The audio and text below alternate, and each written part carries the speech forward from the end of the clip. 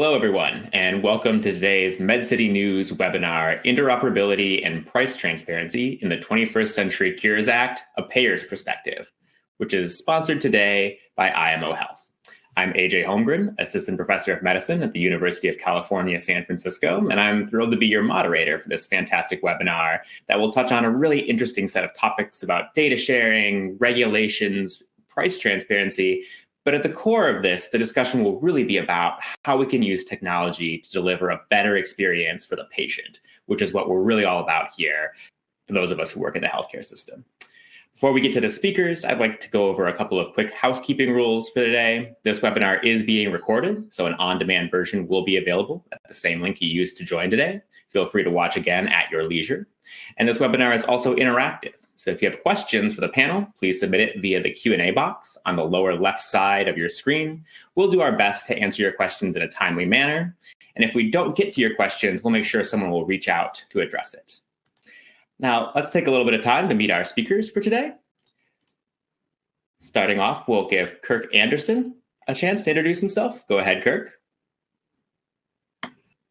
Good morning or good afternoon, folks. My name is Kirk Anderson. I'm the Chief Technology Officer for Regents, which is a payer operating in the Pacific Northwest.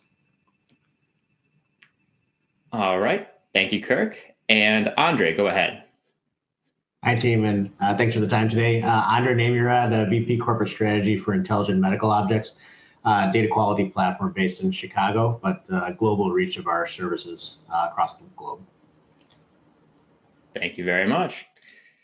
A little bit about our agenda today. We'll be going over the current state of payer-to-payer collaboration and data transparency. We'll be talking very specifically about API-based exchange, especially FHIR adoption and opportunities to more accurately and comprehensively share data and how TEFCA might play into that.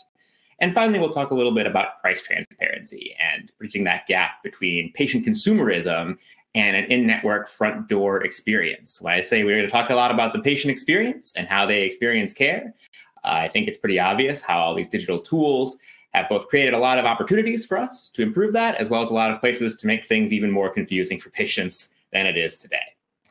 Kirk, I'll go ahead and let you take over the slides right now.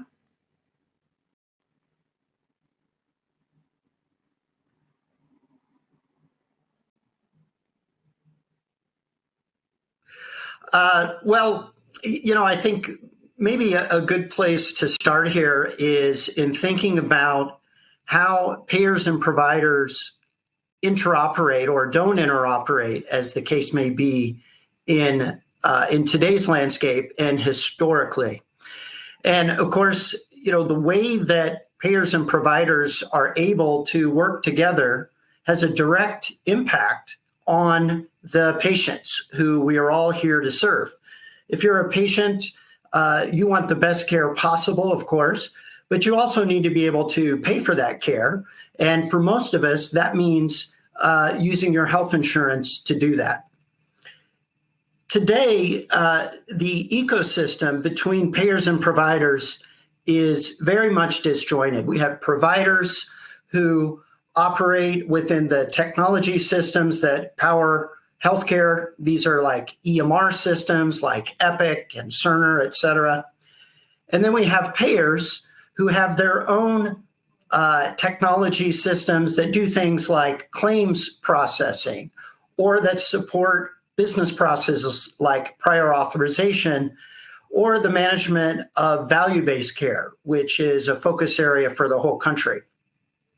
And what we have lacked in healthcare is the ability for these two entities, the providers and the payers, to collaborate using technology in a secure and scalable way.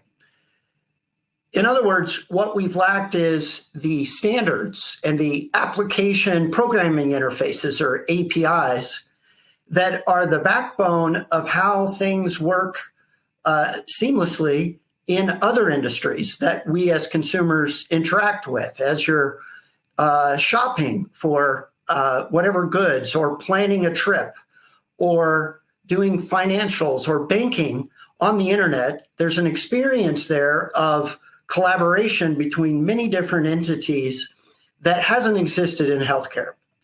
So without the availability of APIs, which is really what allows computers to talk to each other over the internet, we've tried to compensate by creating for providers many different portals that providers can interact with in order to do their business with a payer, such as a prior auth portal. This is how a provider knows whether the care that they are prescribing to you is going to be covered by your health insurance. That's a very important question.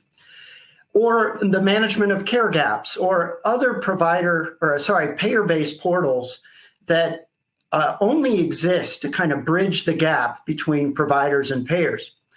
The downside of this for providers is it requires them to pivot out of their native EMR systems. One of the things that I've been very active in over the last several years is a project called the HL7 Da Vinci Project, which is a consortium of payers and providers and health IT vendors like EMR vendors who are figuring out how do we use APIs to address some of these pain points that providers and patients have. Well, one of those pain points is this one right here. Providers call this payer portal-itis. And as we ask them to pivot out of their EMRs, we're saying, go to this prior auth portal to do prior authorization things. Go to this care gaps portal to understand your patient's care gaps, et cetera, et cetera. And not only is that very disruptive for providers, but it also leads to a lot of manual work on the behalf of providers or their back office staff, because oftentimes there is data that needs to be exchanged between providers and payers in both directions. And using a web portal to do that is a very inefficient way to achieve that task. Meanwhile, we also have a lot of use cases to solve for in healthcare that are about sending data in bulk back and forth between payers and providers. This is for supporting things like value-based care agreements or quality measures. And this happens all the time today. It's always happened in healthcare.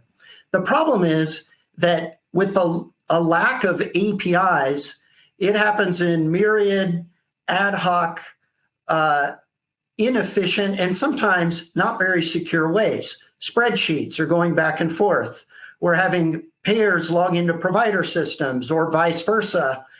Or we're spending a lot of money, payers and providers, on third parties that essentially just sit between the payer and the provider to make sense of all this data that needs to be exchanged. Where we'd like to go moving forward is this vision of API-powered healthcare. And again, that's really just creating APIs that allow the systems themselves to communicate in real time in a secure, scalable way, and to do it in a way that it doesn't matter what vendors the provider has contracted with, which EMR they chose, or which vendors the payer contracts with. It just works, and it just works because of the open standards that allow technology vendors on both sides to build to a common framework. So the future of API-powered healthcare looks much simpler. We have payers and providers investing in the standard called HL7 FHIR. This is the backbone of healthcare APIs. And this is what is the core of how we are looking to support all of the use cases between payers and providers moving forward. So this allows providers to stay inside their native EMRs. They don't have to pivot and navigate dozens of different portals per payer.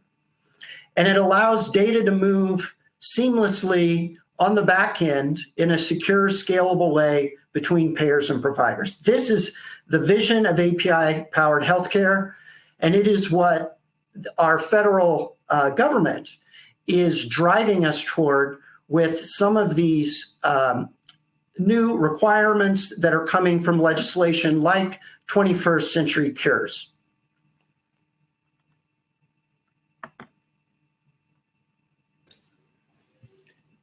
Fantastic. Thank you so much, Kirk. I'll let Andre get to his slides, but I just wanted to note how important this is as someone who spends his time doing research on how much time providers spend working in their EMR system.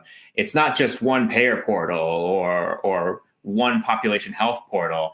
The amount of time that somebody is asking a busy clinician to minimize their EMR and log into a state HIE or a prescription drug monitoring system or a payer portal to get real-time benefits information for their patients is just astronomical when we already are burdening with our clinical workforce with all these documentation requirements.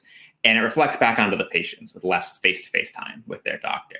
So this really is a really important sort of technological initiative, and really the 21st Century Cures Act is the tip of the spear here, trying to streamline all of this. And as much as we get into it with the technical capabilities and the regulations and the payer to provider aspect, all of this really comes back to the patient and providing a better experience and more information for them.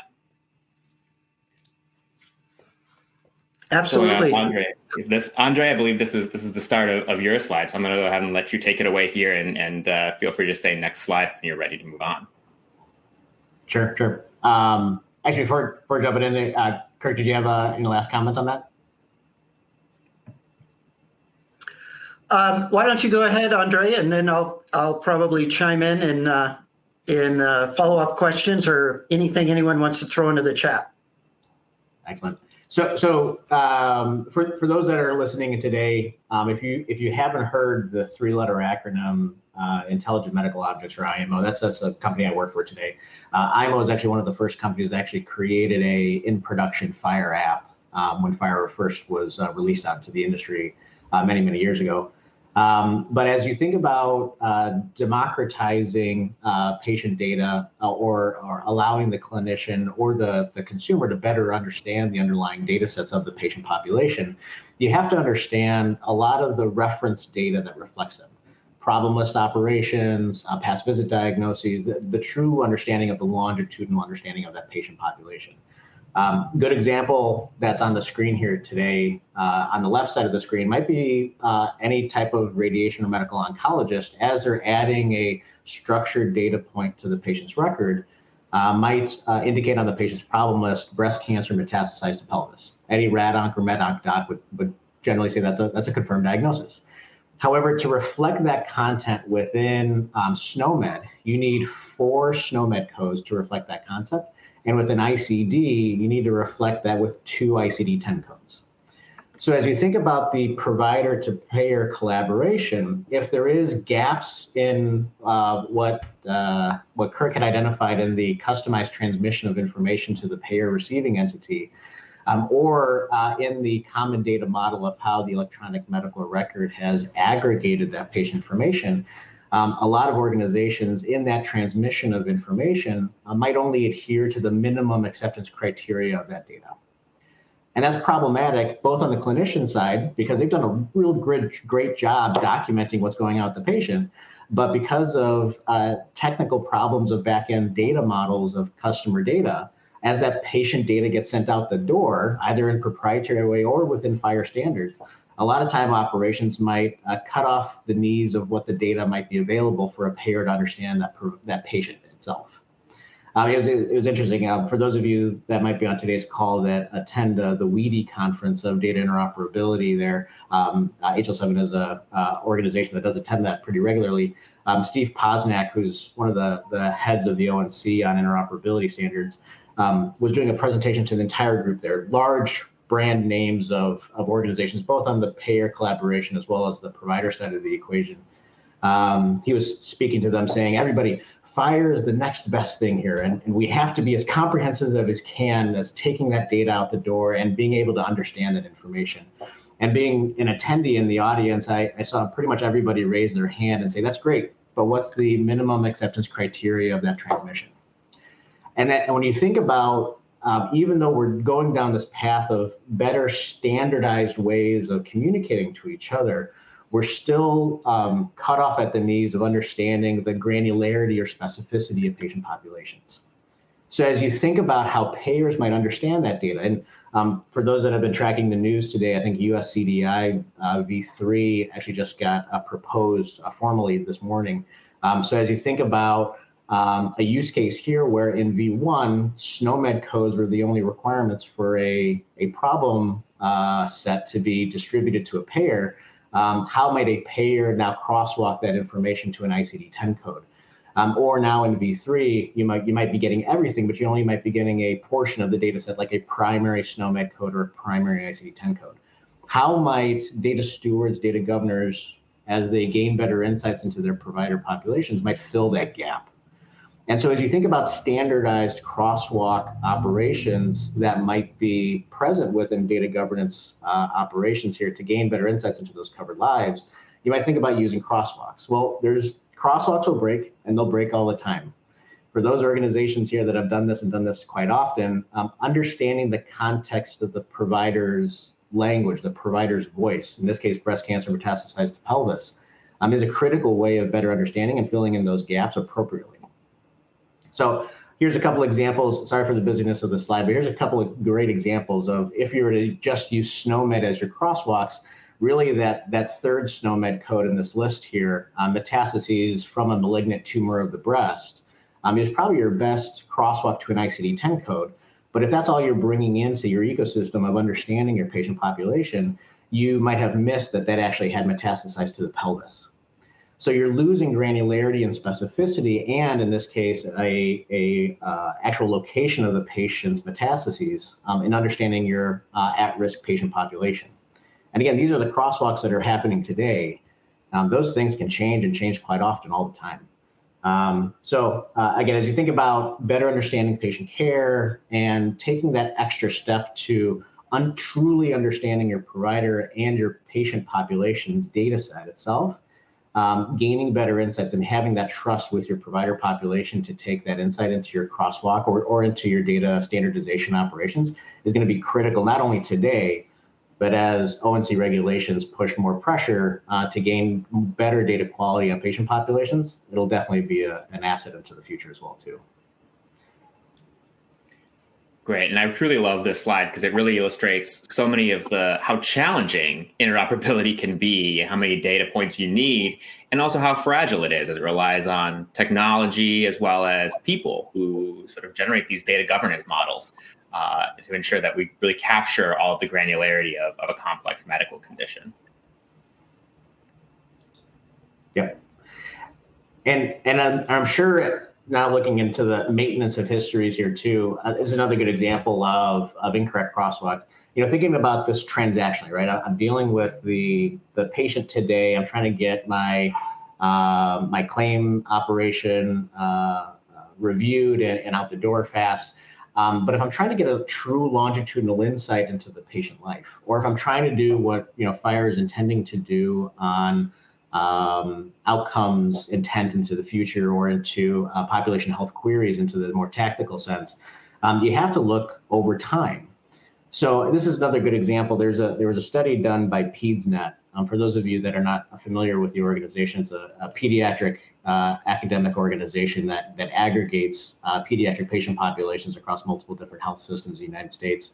And they do a lot of research out of the box. And one of the use cases that they wanted to test was if I were to use out of the box crosswalks of historical data to current standards, how might the data fidelity of that information get lost in translation?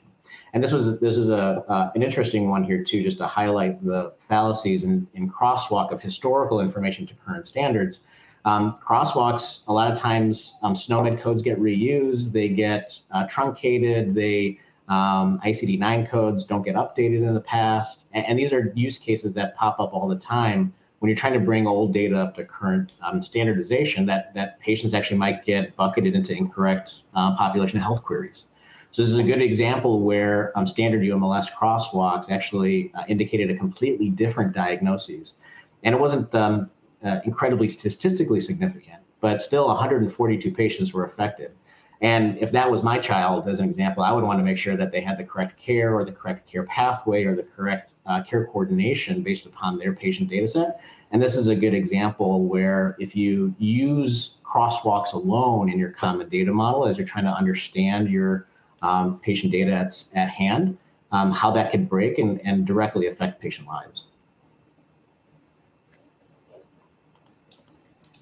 Absolutely. And this really highlights just the difficulties of doing this, as well as how important this is to sort of maintain our crosswalks and the importance of data governance and these data models as we go forward, trying to build out what we think of as a learning health system and a connected health system where we can do research and understand the care needs of our patient population and sort of move things forward beyond, this sort of acute care situations.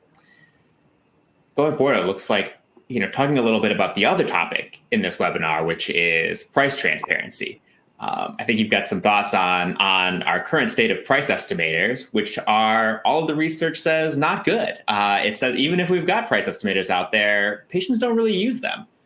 And, any other time I'm going to buy something, I certainly check the price first and foremost. So can you talk a little bit about what's going on with price transparency now? What is the level of use? And what do you think about going forward? Is this going to become something that's more broadly used by patients? Or is this something that no one's ever going to really care about? Or it's just too complex for patients to really get into? Sure. So and I'd love, Kirk, your insights on this as well, too. But when you think about price transparency in its intent, are you trying to achieve the economic value? If I live in the Chicagoland area, if a pacemaker install at Northwestern is demonstrably higher than University of Chicago, would I take active insights in going to a pacemaker placement at University of Chicago versus Northwestern? If that's the intent of trying to affect the positivity to consumer, then you're right. There has been statistical evidence that shows that, seeing organizations side by side or seeing within network operations, price identification of one organization to another, that has generally brought down prices to a much more normalized area. But as a consumer, to shop around for a knee replacement or a pacemaker might not be what might be of interest to you. But making sure where your stars ratings of, Dr. AJ's knee replacement versus, Dr. Kirk's knee replacement, did my outcomes identify appropriately? Or just seeing whether or not the service was actually done at your organization to see whether or not I need to actually jump out, in my case at Northwestern, to University of Chicago for a knee replacement or an arthroscopy of the knee. And having that use case of a consumer to come into your website via a digital front door kind of experience, like I'm showing on the screen here, and having that easily searchable for an end user is a starting point that needs to be almost a minimum accepted criteria for this whole operation to work, right? Even if the perfect future state is to say, all right, pacemaker install at Northwestern is $50,000 versus University of Chicago, which is $55,000. Okay, $5,000. Within network, that's a little bit of a different change, but I really want to know who's the best doc or who's got the best outcomes, who's got the best success rate over time. I think the intent of where price transparency and provider mastery within network is evolving to is hopefully going to get there. But the big reason why these big initiatives, these big digital front door initiatives are breaking, a good example is on the screen here. Consumers will not use a website unless it's easily attuned to their workflow. And if you're not seeing it on your website, then that's a big risk, right? You're going to go to Google and find something that might be even out of the network that might directly affect an increased cost, but you can't tell the difference because it's the workflow for a consumer is so difficult to get to. These are the current price estimator operations that are in place. And I just wanted to take some screenshots that I've seen across the industry. And as you think about what payers are required to accomplish on the front end, you're just required, again, getting back to that minimum acceptance criteria response that I made earlier, they're required to only give a consumer, direction to a CPT code. I'd be really, really impressed if a consumer knew what destruction of 1 to 14 benign lesions means, right? When they're probably going into a price estimator or a provider mastery connection with, wart removal. That kind of digital front door experience catering to the consumer is what consumers will use. And we've seen, with some of our partner products that are out there, that if you make it easier for them to do it, they'll actually use the product itself.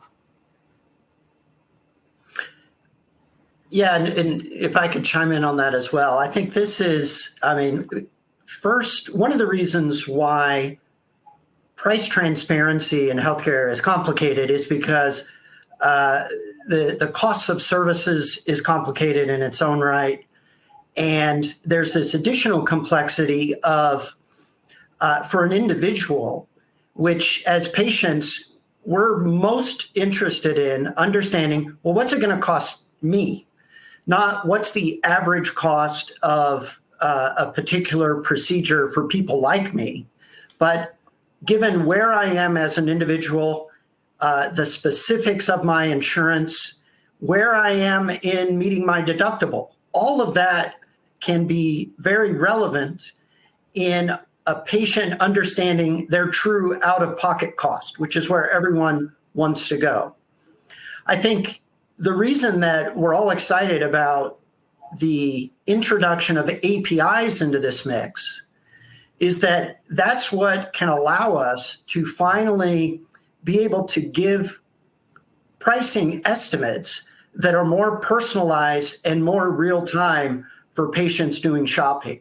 I think historically, without the benefit of the capability for that provider to, for example, do a prior authorization request to a payer, and for the payer to understand specifically who is this member, where are they in their in meeting their deductible, and being able to return to that provider or directly to a payer through a shopping interface what their true out-of-pocket costs are going to be. That's the holy grail that we are all trying to move toward. But when all we're doing on the back end is sending data back that are necessarily generalized, the best that the digital tools can do is to make these broad estimations. You know, people like you can expect to pay between $500 and $1,500. That's not super useful for the patient. But until we can have that conversation, that technical conversation that happens in real time between payers and providers, it's just really, really difficult to get beyond that sort of broad scale. These are all of the generalized prices. And I think some of the legislation that we've seen recently in the name of price transparency is a step in the right direction, in that it's allowing payers and providers to offer up the per course of care, as was mentioned, the ICD code, costs of certain things. But again, that's not very patient friendly. And that's one of the reasons why it's very difficult to do meaningful estimations for patients. But it is a step in the right direction. Absolutely. I think that touches on, we have a question from the audience, which says price transparency is highly valued by many consumers, and how do we get more health systems to adopt and implement it? And I think both of you have really touched on, this question of the price for who. And, you can, because of legislation, you can go and look up, I work at UCSF, and you could go look at UCSF Health's charge master list for all of the various services, but that doesn't really tell a patient what they're going to pay. What we need is exactly this type of provider to payer API-based interoperability that can say, when you go to the doctor and say, I'm going to prescribe you this, you can ask their doctor, okay, how much is it going to cost you when I show up at the pharmacy? And they'll be able to tell you, because they'll have your insurance information. They'll have your prescriber information and your drug information. And you'll say, okay, here's where you're at in your deductible, and this will be a generic medication, and here's what it'll cost. And I think, that's a level that we're really trying to get to, and I think is doable, given the framework that the Cures Act has really put together. Curious if from either of you, if there are other sort of big hurdles we need to get over for price transparency to really hit mainstream. Yeah, I think the other thing that is complex, and you're seeing this starting to be worked out in the context of what's being called advanced EOB, is that oftentimes the course of care that a patient has been prescribed, if it's something complex like a knee replacement, there are many different providers that are part of delivering that care. from the anesthesiologist to the surgeon to the recovery that happens in the hospital afterwards to follow-on physical therapy. And depending on exactly which clinicians are providing those very discrete components of the overall care, the price is different because the providers charge different prices, right? So that can be a very dynamic bill in terms of understanding what are we totaling up for the patient, who exactly is going to perform what cost or what step in the overall care. Those are the most difficult things for payers and providers to give an accurate out-of-pocket estimation, because there are still many unknowns that can exist really up until the day that the care is delivered. But as I mentioned, this is something that's being tackled in the context of this idea of advanced EOB, but it does require a lot of that coordination on the provider side and the payer side to understand all of the components that need to be totaled up into the current price. Yep. Yeah. Kirk, I think I completely agree on that one too. And then whether or not, is the price the charge master file representation, or is it the negotiated rate within the payer itself too? And to your point, are you just tracking those clinicians that are owned by the organization? Or are you dealing with the anesthesiologists that are owned by another organization and their specific rates that are separate to it? Very, very complex information in here too. And to your point, when you think about what the intent of price transparency is trying to do, which is enable the consumer to make better decisions, all of them, to your point, it's making it a conundrum of not only interoperability to better understand what kind of services are available and better understanding your patient population so that you might drive them towards a referral or to an organization that might better or understand the care of that patient, but also the generalized cost of what that might look like there. Be awesome. I mean, me as a consumer going through this firsthand, would be awesome to see an actual directed rate as provided by my network within the health system that I'm trying to deal with. I'm hoping for that perfect future state to come sometime soon. Yeah. Yeah. I mean, I think again, I hear often the question, when I buy shoes on Amazon, I know exactly how much those shoes are going to cost. Why can't healthcare work that way? Well, one answer is it's more complicated. Buying shoes is a simple transaction. Buying healthcare can involve many, many different components to that price. And people pay with healthcare, not just with cash or a credit card, but they have insurance that helps them pay for that healthcare. And that introduces additional complexities. But imagine trying to make progress through that complexity without a standardized way for payers and providers to exchange data in real time using APIs. I mean, that's what we've been trying to do historically. We've been trying to solve that very difficult problem by sending, batch, non-personalized cost estimations back and forth. And so APIs are not the only thing that's needed to address this difficult problem, but we won't address it without them. I feel strongly about that. And we are moving in the right direction. I think the federal government is doing a good job of nudging us all into that direction because it's the right thing to do for patients.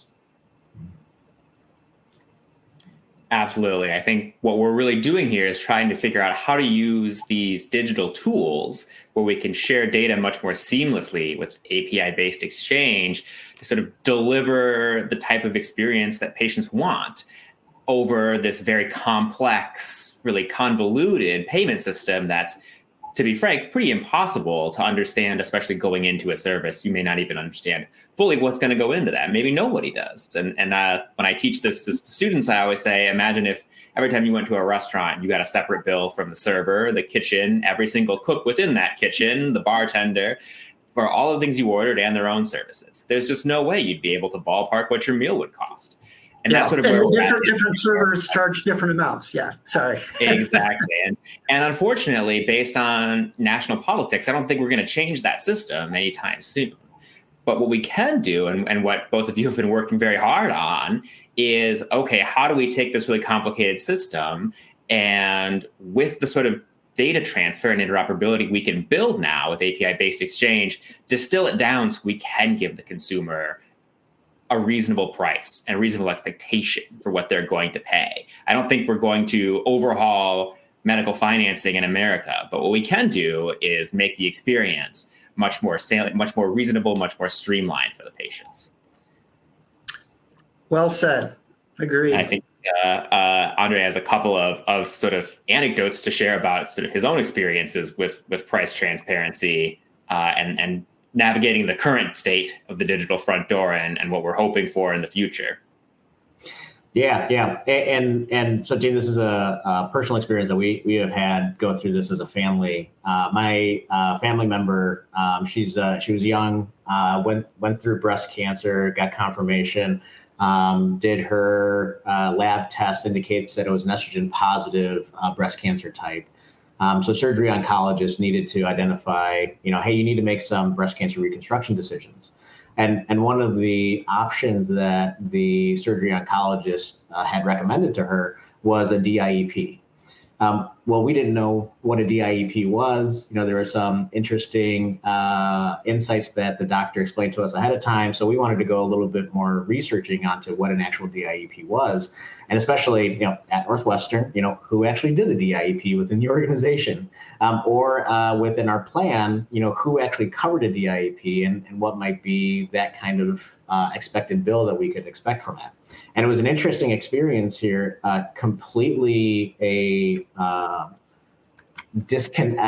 accurately assessed disconnected experience from a consumer's perspective here.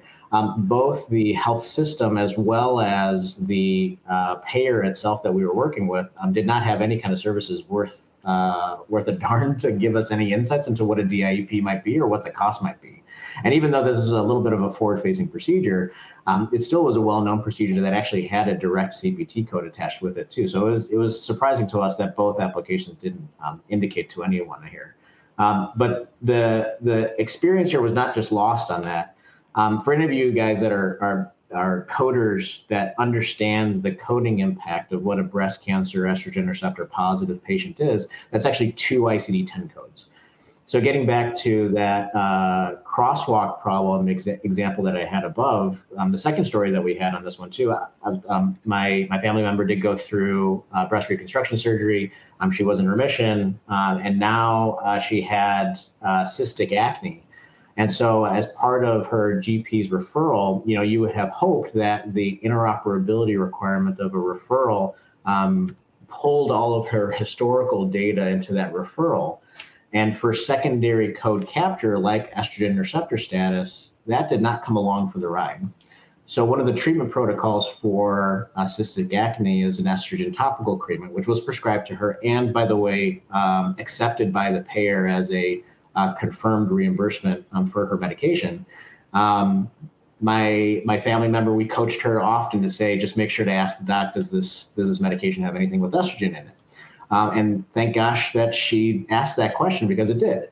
But it also gets to the point, I think, that Kirk is identifying earlier here too, that if we don't do interoperability correctly, consistently, and comprehensively, not only are we going to increase the cost of care because the cancer might have come back or might have metastases somewhere else and have been accelerated at a drastic rate, but 2, it actually has a direct impact on patient safety, which if we don't get ahead of it, we can definitely decrease costs of care by making this data interoperable, not only through FHIR formats, but just thinking creatively as organizations, to Steve Posnick's comment earlier, just being comprehensive in what you're trying to achieve.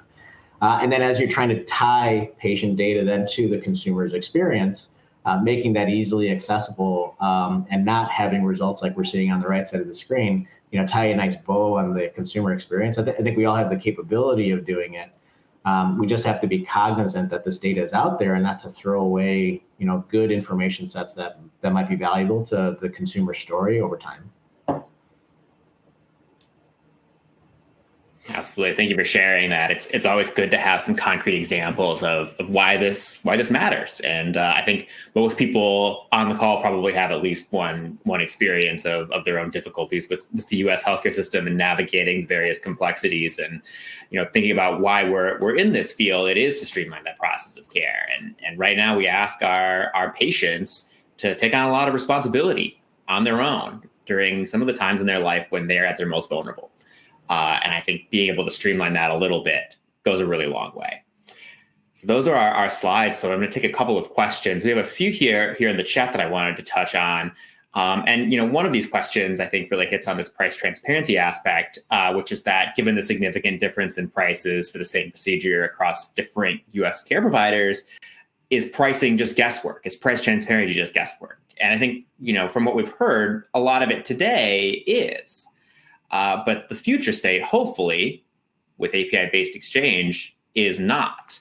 And Andrea, Kirk, do you have any thoughts on sort of taking the guessing out of pricing? Yeah, I mean that's exactly right. I think there's as we just discussed, there's a lot of reasons why the best we can do today is to guess, and I think as we start to, through mandates that the federal government is driving, as we start to standardize in the way that payers and providers are communicating with each other in real time using APIs, then we are going to be able to make significant progress to remove the guesswork and to have a more personalized, real-time, dynamic answer. It will always be a complicated business process, I'm afraid, but the necessary ingredient to move forward from the current state includes a lot of technology capabilities that are only now becoming available through FHIR APIs. Yeah, and I'd say yes. And I think some of the experiences that we've come across, especially as service lines are being built out and negotiated rates for a specific service are being identified. Kirk, to your point, you might have your anesthesiologist, you might have a durable medical equipment be brought in, you might have a bunch of information being brought in, but that might only be present at, Northwestern West Campus, right? But then the availability of it at East Campus might actually have the complete anesthesiology team in the largest OR room that they have in OR room 1. That might increase the cost pretty darn significantly. So understanding not only negotiated rates, but use cases within service and also utilization management operations too, to gain better insights into applications and insights is critical to get ahead of now, especially as more and more regulation will put pressure onto these organizations to expand service line insights to consumers, and especially what those negotiated rates might be into the future. Getting ahead of it now is wholeheartedly a good strategy for any payer in my estimation. So I'm hoping folks think about this as a longitudinal reference data management operation, and not just necessarily a transparency operation itself. Absolutely. And then the next step, of course, is can we steer patients towards those lower cost providers? Where I did my doctoral work in Boston, and a close friend of mine decided to have her baby at Brigham and Women's Hospital, even though they knew price transparency wise that Mount Auburn Hospital had equally good quality scores and was about half the cost, but that cost was not salient to that. So how do we design payment policy to shift patients towards high quality, lower cost providers away from those very high cost providers? In terms for payers and for society, is that at some point we will hit 100% of GDP in healthcare. And while that might be great for those of us who work in the field, it does take resources away from some of our societal priorities. Another question that I see in the chat here is that, are there any price transparency tools out there that have done a better job than others that you've seen? And then sort of relatedly, someone asks, in dental procedures, there is a pretty reasonable estimate. What's the difference? What's working on the dental side that's not working on the medical side? So, it seems like dental care is an example of price transparency that works. So can you talk a little bit about what the difference is, what's driving that, and sort of how we can port some of that effective price transparency into the medical system? Yeah, I can start on that. I think one of the reasons why our health system does a better job on dental than in medical comes down to the fact that the way dental care is provided to patients today has a much simpler billing, I guess, that is going to the insurance company. What I mean by that is when you go to your dentist and they perform a procedure, typically all of the people working on that for you, the hygienist, the dentist themselves, et cetera, they're working under the same dental practice. And there is less of that phenomenon that we were just discussing where, anesthesiologists may have been subbed out that morning because the original one wasn't available, and they actually work for health system X versus Y. It's just a simpler bill is one way you can think of it, that is going to your insurance payer than the bill that comes to your insurance payer on something like a knee replacement. I think that's one reason for it, and there may be others. Yeah, completely second Kirk's position on that one. Yeah, I think the complexity of that information is a lot less intrusive than in other organizations, but the importance of it being transmitted downstream comprehensively so that a data strategy of better insights to that patient, very, very important to the overall health of that patient. So to Kirk's earlier slides here about interoperability and fire transmissions, again, USCDI V3 just identified CDT codes as procedure representation for outputs in dental procedures. And that's really, really important because a lot of cardiac problems originate from different problems originating in your mouth. So if you're not documenting that information appropriately, you're not sending that data comprehensively downstream, even though the price transparency might be easier for dental procedures, not sending that data downstream comprehensively has a lot of impact into your at-risk modeling for your patient populations if you're not addressing and understanding those patients appropriately as well. And then to the, if there's any price transparency tools, use cases that are out there too, I live in Midwest. Wisconsin Hospital Association does a really, really good job, helping Wisconsin hospitals and organizations provide an easy consumer and coder-based experience to that point of care area. So if anybody's interested, I always like them. They're a good one that I've come across personally. Absolutely. And in terms of effective price transparency, we're starting to see a little bit of real-time benefits information in the EHR from organizations like SureScripts. And this is primarily for outpatient prescribing. It is not nearly handling the complexity of, say, an inpatient stay where you have an anesthesiologist and all of these other sort of clinicians interacting with you, but being able to say at the point of prescribing, here's what your out-of-pocket cost is going to be. Is starting to get that ideal future state of what's this going to hit me in my wallet. And one other thing I wanted to touch on in the difference between dental and medical price transparency is that far fewer people cover all of their dental costs with insurance relative to medical costs. And so there is a little bit of the fact that if you were trying to run a dental practice with all of the complexities of medical billing, people would simply go somewhere else because they are paying and they are voting with their feet in that situation. I always say, in comparison to my healthcare provider, who does a great job of providing me with price transparency and interoperability? My veterinarian, because I pay out of pocket, and so does almost everybody else. And we would just go someplace else if they couldn't give me an estimate of what it was going to cost when I took my dog there. And so I think that's one of the ways in which the health system and care delivery organizations have been able to get away with this extremely complex environment, is that most patients, most consumers, their customers, are a little shielded from the true cost. Absolutely.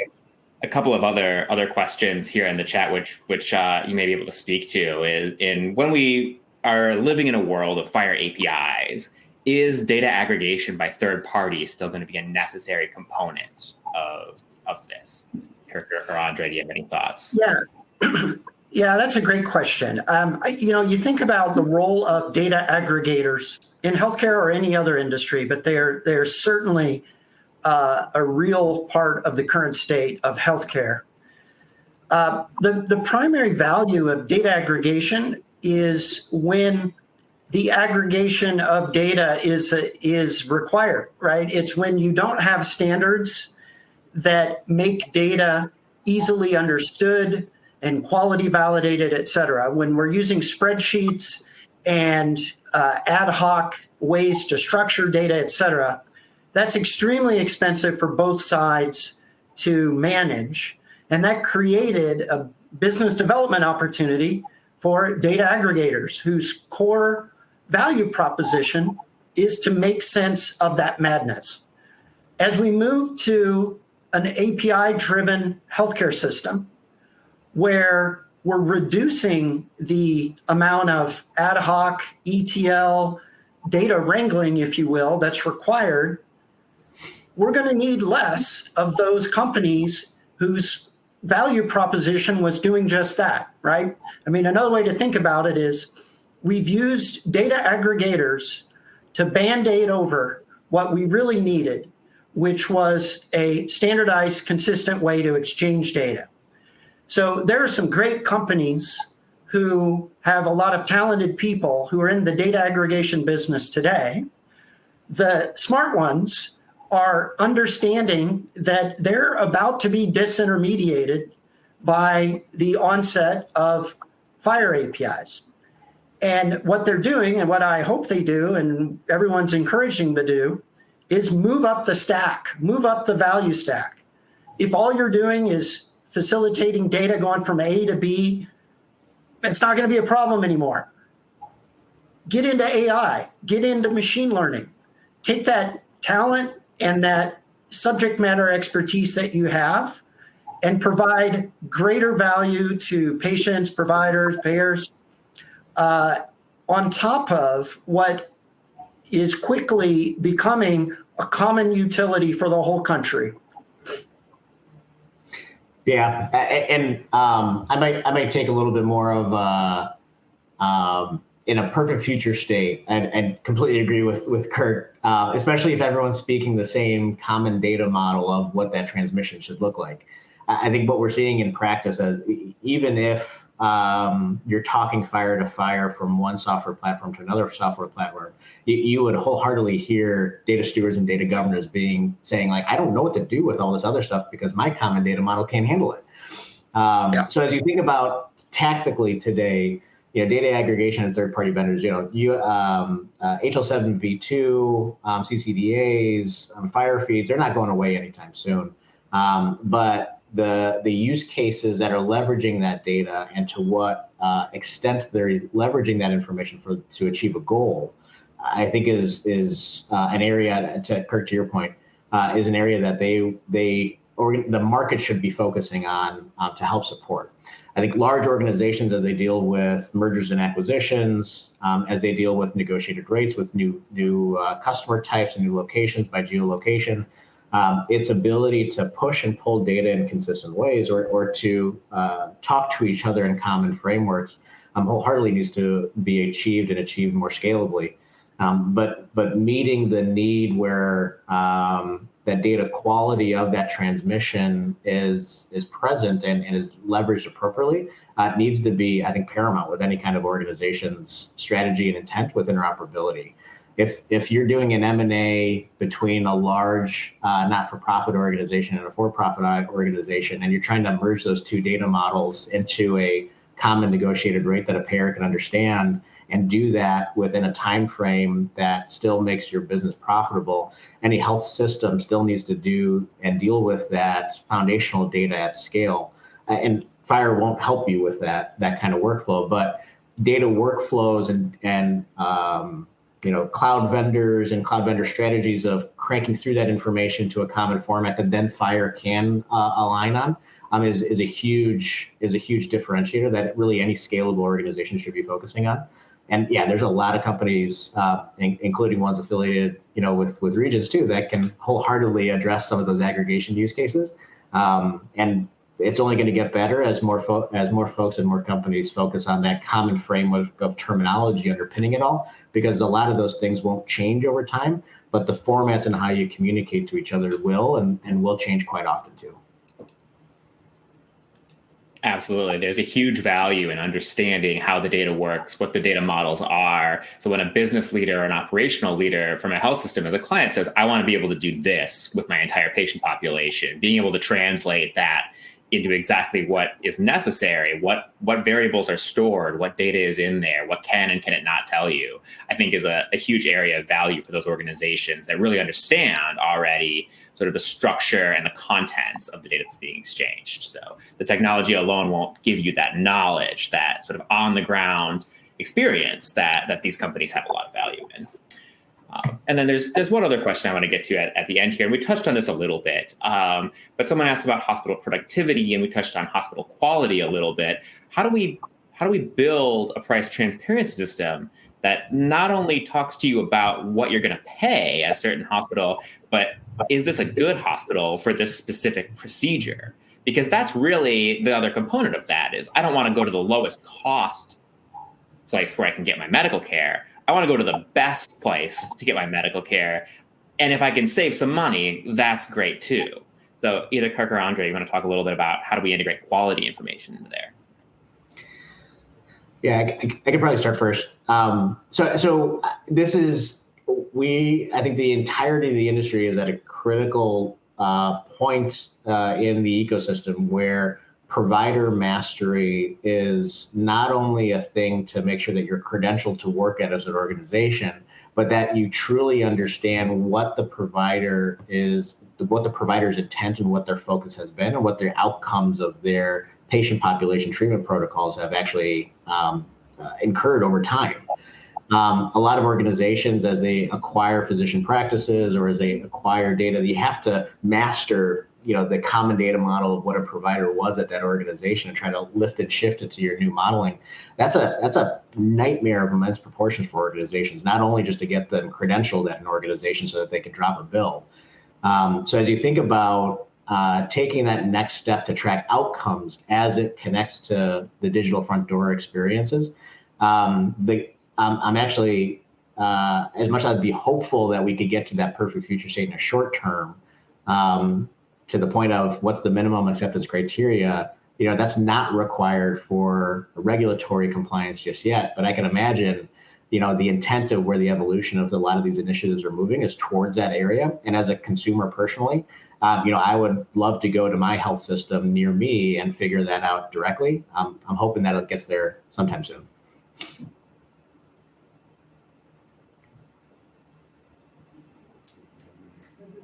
All right. Well, it looks like we're approaching the top of the hour, so I believe that is our time.